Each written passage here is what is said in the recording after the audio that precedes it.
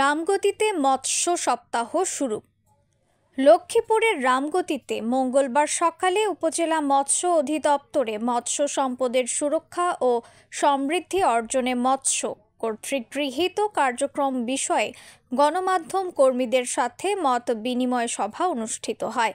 এই সময় সিনিয়র মৎস্য কর্মকর্তা জসিম উদ্দিন উপজেলায় মৎস্য উন্নয়নমূলক নানান কর্মকাণ্ডের কথা তুলে ধরেন।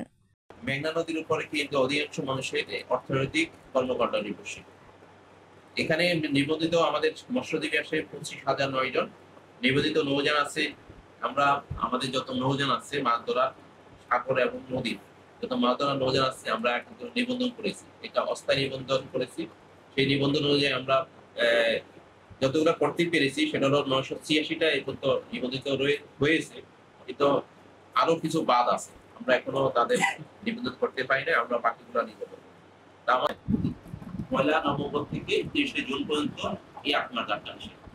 ঠিক আছে, এটা একটু ভাই মাথা রাখেন, তাহলে আপনারা কখনো বিব্রত হবেন না, আমরাও বিব্রত হব। 1 নভেম্বর থেকে জুন এই আপনার যাত্রা আছে। নিউজ ডেস্ক, রিফাত আরা ইসলাম, ভোরের আকাশ।